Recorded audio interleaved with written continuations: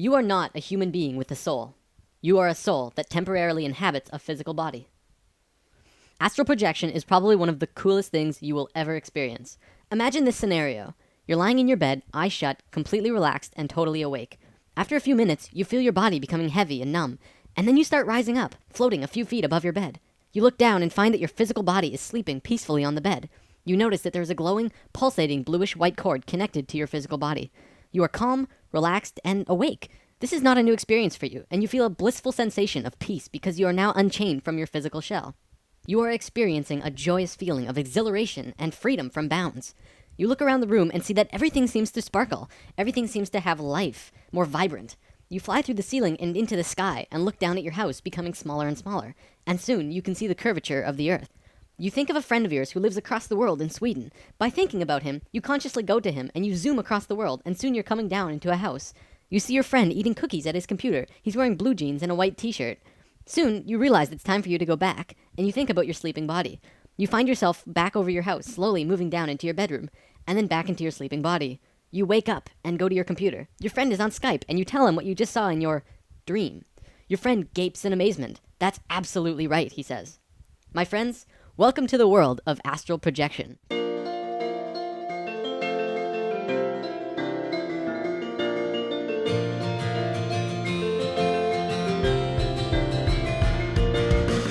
Astral projection is a phenomenon that is becoming rapidly more popular in the last 20 years, and even more so in the last 5. It is a process by which the human consciousness temporarily leaves the physical body and functions independently, while the physical body remains still and passive throughout. This results in observing the world from a point of view other than that of the physical body, and by means other than those of the physical senses. While astral projecting, however, you retain a very high level of waking consciousness during the experience, and can remember the event in every detail upon returning to the physical body. For many people, this happens randomly while asleep, becoming conscious in the middle of a dream. If you haven't, odds are somebody you know has. This is a very common experience, which is also known as lucid dreaming or out-of-body experience, OBE for short. This may sound crazy, but it really isn't. It's just relatively outside of the average human consciousness. In fact, we all experience this out-of-body state every night when we sleep. Most of these projections are unconscious because we are not trained to remember them. We'll be talking more about that in a bit. Astral travel was also known about in ancient times. The Egyptians called this their light body, Ka. They left inscriptions and drawings on rock walls depicting the soul leaving the human body. The Tibetans called it a double body, which housed the soul. Many Greek philosophers like Plato, Herodotus, and Hermotimus all talked about this as well. It's even written about in the Bible, for example, in the Apocalypse of John, and as well as the epistles of Paul and Tarsus. Reports confirm that at least 1 in 10 people have experienced a conscious OBE, either spontaneous or controlled. Spontaneous OBEs can occur at any time, while sleeping, during sickness, under medication, during an accident, or even while meditating. Controlled is like it sounds, willingly leaving the body. Before we continue, let's talk a little more about dimensions that we established an understanding of in Lesson 7. The dimension I'd like to talk about in specific is the 4th dimension, which is also generally referred to as the astral realm. Those who have visited the astral typically find themselves in an environment where all senses seem greatly magnified. These senses are not our normal physical senses, but inner astral senses. Thoughts can actually be seen to take shape instantly, and anything desired can be manifested by means of the powers of the imagination in the very process of creation. It is the ultimate place for true creation to take place, because you are only limited by yourself in what you can create. The astral plane vibrates at a much higher frequency than the physical plane. There is no gravity, or at least if there is, you're not bound by it. You're existing in these higher dimensions all at once, though less in the higher ones than here. In Lesson 1, we talked about the thought realm. At that time, I couldn't really say 4th dimension. It would have made no sense. But ultimately, that's where your thoughts are manifested. Even right now, as you're watching this, you're manifesting thoughts or ideas into this realm. From my understanding, emotions manifest on the 5th dimension, or it could be the 6th, as they are much more powerful.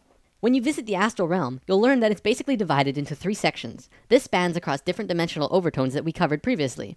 They're usually just called lower, middle, or higher astral planes. The difference is their vibratory frequency. The lower astral plane is vibrating at a very low frequency. It's relatively dark and more primal. Some have described it as the places of Dante's Inferno, and others think of it as purgatory. Many lost souls reside here, but it's usually also where people go when they're dreaming, as well as where you're exploring when you are astral projecting, unless you know how to raise your own frequencies into higher realms. It takes a long time to get there, though. The middle realm is a plane full of double rainbows of vivid colors and exquisite beauty. It would be impossible to try and rationalize this place. Everything, including inanimate objects, have auras of energy emanating from them. Time is a great illusion to us, and in these realms, time will seem distorted. Many people have said that they are able to perceive past and future events. The higher astral planes are called the heavens by the Christians, and the Summerland by the spiritualists. This place is beyond comprehension for most people, but it is a very pure, angelic realm. In fact, this is where the angels reside. Oh yes, angels are real. Remember when I said you were existing on higher dimensions as well? Well, angels would be a part of your higher self. To this day, all over the world, people report of being visited by angels. This is where they're from. As the dimensional levels go higher and higher, less and less has been documented. For few people have actually been there to write about them, and even those who have a hard time putting such experiences into human words. So, let's talk about some benefits of astral travel. First-hand experience gives us the unique opportunity to experience and explore beyond the limits of our physical senses. It gives us the ability to obtain first-hand knowledge of our existence. Recalling past lives. We learn more about ourselves by understanding our past lives. Most people on Earth have been reincarnating over and over for the past 13,000 years since the to-be-discussed fall I mentioned in Lesson 7. As we project more and more, we begin to have healthy recollections of past lives. Identify reasons for existence. You may even recall the purpose that you came to this lifetime on Earth for. This information can help us get to know ourselves better, overcome traumas, self-cure certain illnesses, and expand our sense of fraternity and universalism. Remember, you don't have a purpose except the one you give yourself. Do you remember what that purpose was? Flight. Probably the best part about astral projection. I've only had 4 or 5 out-of-body experiences personally, but in all of them, I just ended up flying around. One time, I even flew through space. In the astral, even the sky isn't the limit. You can glide through the air like a balloon, or Superman around the world at breakneck speeds. I can't stress enough how fun this is. If you're gonna astral project, you'll probably just want to fly all the time. Meeting guides. You can meet up with your non-physical guides. They have had many names throughout history. Your higher self, your guides, your mentors, guardian angels, or simply your helpers. One time I was in meditation and I asked my guides to help me with astral projection, and they told me that they were helping, but I would still have to leave my body consciously on my own. Damn spirit guides. I wanted them to just pull me out. Other benefits also include overall well-being, a reduction in hostility, increased psychic abilities, accelerated personal development, inner calmness, an increased quest for answers, an increased respect and zest for life, meeting deceased loved ones, increased intelligence and memory recall, increased knowledge and wisdom, witnessing other realities, increased self-responsibility, increased spirituality, healing, and the biggest one of all, an understanding of life after death. Through astral projection, individuals are provided with irrefutable personal evidence that we are immortal. The physical body can die, but the consciousness lives forever. It reassures us that there is a life after death.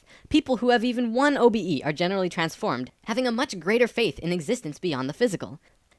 Fear of death is just fear of the unknown. Once you separate from your body, you absolutely know that you continue after death.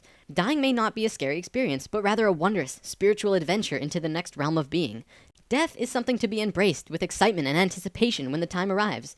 That's key, by the way. When the time arrives. I'm not advocating you kill yourself. Especially at this point in human history, you're going to want to be around for what's happening. On that topic, it's time to talk about heaven and hell. When you astral project, one of the first things you realize is that you are in control of your reality, more instantly than on the physical. If you want to fly, you fly. If you want some kind of flying car, you can materialize it right in front of you. Though, I'm not sure why you'd need it. The concept of heaven and hell came from this understanding. When you die, you return to the 4th dimension. If you're a good person, you will create a good reality. Good people create good afterlife in higher dimensions. Then they will hang around in that realm for however long they want, and eventually, if they choose to, return to Earth and start a new lifetime. If you are a bad person, full of hatred or fear or anger, you will also return to this 4th dimension, but you will create a reality full of hatred and fear and anger. Ultimately, heaven and hell are the same place, and it's what you create it to be. For the record, this is how it works in the physical realm as well. We talked about this in Lesson 1. You create your own reality. It's just in this dimension, the process is very slow because everything is more dense. You're bound by your physical body. The silver cord that I mentioned earlier, by the way, is the cord that tethers your physical body to your spirit. It connects when your soul connects to the physical body, and when you are astral projecting, it tethers your spirit to your body and you can see it, but you can't break it. The cord only breaks when you die. Everyone who has ever consciously astral projected will see this cord. It can stretch to infinity and will make sure that no matter how far you go, you can always return to your body. Dreaming! What are dreams? Well, when you're asleep, you are out of body. Your physical body needs rest, but your consciousness, your spirit, does not. So your consciousness returns to higher levels of being for the night. You do this every night. Remember, in higher dimensions, you can create any experience for yourself instantly. Dreams are simply you just creating experiences for yourself out of memories or thoughts or emotions that you have. Usually while you're dreaming, you're functioning at a very low level of consciousness. You're not trained to remember and consciously experience these realities you're creating. So dreams seem kind of hazy. So when you have a dream and you're pondering the meaning, just ask yourself, why did I give myself that experience? Some have said in these higher realms they could perceive the past and future. Perhaps this is why sometimes we have dreams of things that happen a week later. Scientist Stephen LaBerge has actually proven that the phenomena known as lucid dreaming is real. Lucid dreaming and astral projection are actually the exact same thing. Many mainstream scientists will say that astral projection is unproven. However, now we've proven lucid dreaming to be real. So naturally, if you accept lucid dreaming, you have to accept astral projection as well. So what's the difference between lucid dreaming and astral projection? Well, lucid dreaming is becoming conscious while asleep, already out of body. Astral projection is consciously leaving the body, going straight from a waking state to an out of body state. And that's it. Now I have a little surprise for you, but first I want to say this. I don't have time to teach you methods of astral projecting, but I have a myriad of resources for you to look at in case you want to try it out. I really recommend it because it's absolutely the coolest experience you will ever have. Even for you skeptics, I ask that you don't immediately shut this out, especially since modern science has proven it to be real. My first recommended source is the book Astral Projection, Amazing Journeys Outside the Body. This is the best book you will ever read on the topic. It has great descriptions and explanations of everything, including tons and tons of projection methods as well. Next, the 3 Robert Monroe books in this order: Far Journey, Ultimate Journey, Journeys Outside the Body. As I mentioned in Lesson 8, Robert Monroe completely mapped out these other worlds, and if you want to learn about them in depth, seriously check these out. Next, the website theworldofluciddreaming.com is fantastic. Tons and tons of great resources and information for lucid dreaming, dream herbs, projection techniques, everything. Next, the YouTube series called Lucidology 101, tips and tricks to have 100 OBEs in 100 days. The author is Nicholas Newport, a guy who has been studying projection techniques and has some really fantastic insights on it. He also sells Lucidology 102 and 103 on his site. Very helpful resources. And finally, binaural beats. In Lesson 8, we talked about binaural beats and what they are good for. There are many, many binaural beats that you can use to achieve out-of-body states, but you should learn to meditate first, of course. Remember, Google is your friend. Simply Googling astral projection will give you a myriad of other sources that will help you find out as much as you need to know about it. There's tons of stuff out there. And now for your surprise. Simply explaining astral projection won't show you just how incredible of an experience it truly is. I want to show you. So I worked really hard this week, and I hope to give you an idea of what you can expect to experience whenever you go out of body, if you choose to.